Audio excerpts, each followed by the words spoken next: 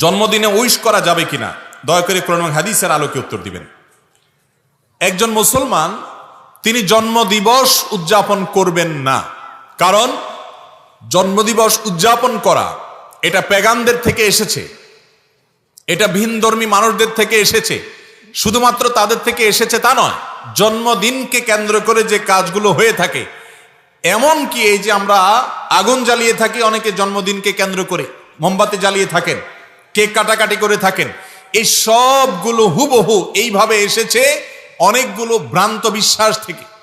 অনলাইনে সার্চ দিলে বিস্তারিত পেয়ে যাবেন এই জন্মদিবসের উৎপত্তি কোত্থেকে, কোন বিশ্বাসের ভিত্তিতে, কেনই বা এই মোমবাতি জ্বালানো হয়, কেনই বা কেক কাটা হয়, কেনই বা এই আনুষ্ঠানিকতা হয়, কেনই বা উৎসব করা হয়। এটা এমনিতেই হয় না, এর পেছনে ধর্মীয় বিশ্বাস কাজ করে ভিন্নদের। একজন মুসলমান কখনো অন্য ধর্মের মানুষের ধর্মীয় বিশ্বাস ধারণ লালন করতে পারেন, অন্তত তাদের সাথে সাদৃশ্য হয় সেজন্য এটাকে তিনি বয়কট করবেন। মুসলমান কখনো অযথা, অহেতুক এবং অযৌক্তিক কাজ করতে পারে না। মুসলমানের প্রত্যেকটা কাজের পিছনে কি থাকবে? যুক্তি থাকবে, কোনো একটা অবশ্যই তার পেছনে যৌক্তিক কারণ কাজ করবে। আপনার জীবন থেকে একটা বছর খসে গেল, আপনার জন্মদিবস আসলো, ধরেন আগামীকাল আপনার জন্মদিন, তার মানে হলো আপনাকে আল্লাহ যত হায়াত দিয়েছে তার থেকে একটা বছর চলে গেছে, পরবর্তী বছর আবার ওই দিনে আসলো, মানে আরেকটা বছর চলে গেছে। আপনার হায়াত থেকে একটা বছর চলে গেলে এটা কি খুশি হওয়ার কথা না কান্দার কথা? আমাদের কিছু কিছু উৎসব আছে যে উৎসবগুলোর কোনো আগামাথা খুঁজে পাবেন না। যেমন নতুন বছরের প্রথম দিন, বছরের প্রথম দিন, নতুন দিন, নববর্ষ, ইংরেজিতে 31st নাইট বলে উদযাপন করি আমরা, বাংলায় করি, অন্যান্য ভাষায় আরবিয়ানরাও আজকাল করে। এই যে বছরের প্রথম দিন মানুষ উৎসব করে কেন? কারণ বছরের প্রথম দিন আসছে। বছরের প্রথম দিন আসলে যদি উৎসব করতে হয়, তাহলে বছরের শেষ দিন চলে যাওয়ার কারণে কান্না করা উচিত না? যার আগমনে আনন্দ হয় তার বিদায়ে বেদনা হওয়ার কথা না? যার আসলে খুশি হয় সে চলে গেলে কষ্ট লাগবে না? অথচ দেখবেন যারা এই নববর্ষ উদযাপন করে, আমাদের যুবকদের অনেকে উৎসব করে, তাদেরকে জিজ্ঞাসা করেন যে বন্ধু, তুমি যে বছরের প্রথম দিন আসার কারণে উৎসব করেছ, বছরের প্রথম দিন আসাটা, নতুন বছর আসাটা, এটা যদি আনন্দের কারণ হয়, তাহলে এই বছরটা চলে যাওয়া সেটা তো অবশ্যই বেদনার কারণ হওয়ার কথা।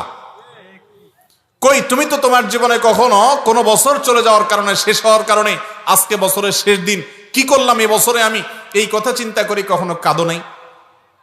তাহলে তুমি হাসার দলে আছো, শুধু কাঁদার দলে। এই কাঁদার কোনো যৌক্তিকতা থাকতে পারে?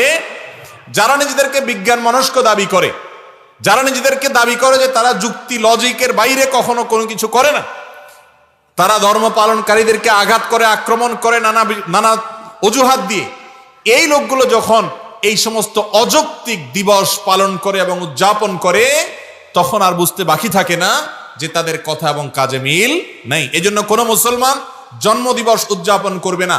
জন্মদিবস এটা উদযাপনের কিছু না। একটা নতুন বছর শুরু হলো আমার জীবনে, এটা আমার জন্য বেদনার যে একটা বছর চলে গেছে। অনেক সুযোগ আমার জীবন থেকে, 360-65 দিনের একটা সুযোগ প্যাকেজ চলে গেছে, পার হয়ে গেছে। এটা আনন্দের কোনো উপলক্ষ না। অতএব আমাদের মুসলমানদের মধ্যে অনেকের মধ্যে হীনমন্যতা কাজ করে। তারা মনে করে পশ্চিমারা যেগুলা করে, এগুলো করলে বোধহয় ভদ্র হওয়া যায়, স্মার্ট হওয়া যায়, শিক্ষিত হওয়া যায়, আধুনিক হওয়া যায়। এই জন্য তারা জাতে উঠার জন্য তাদের অন্ধ অনুকরণ করে। অথচ একজন মুসলমান তিনি এই সমস্ত ভিনধর্মী কালচার, ভিনদেশী কালচার, অযৌক্তিক কালচার, এগুলোর পেছনে পড়ার কথা না। অতএব কোন মুসলমান জন্মদিবসকে কেন্দ্র করে না কিছু করবেন, না কাউকে উইশ করবেন। এটা উইশ করার কোনো জিনিসই না। নবী করিম সাল্লাল্লাহু আলাইহি সাল্লাম 2 ঈদে উইশ করেছেন, ভালো কিছু অর্জন করেছে, আপনি কাউকে সাহস দিয়েছেন, ভিন্ন কথা। কিন্তু জন্মদিবস কেন্দ্রিক কোনো শুভেচ্ছা জানানো, উইশ করা, এরকম কোনো কিছু কোরআন হাদিস থেকে প্রমাণিত নয়। মুসলমান সে কখনো ভিনধর্মীদের কালচারের অনুসরণ করতে পারে না।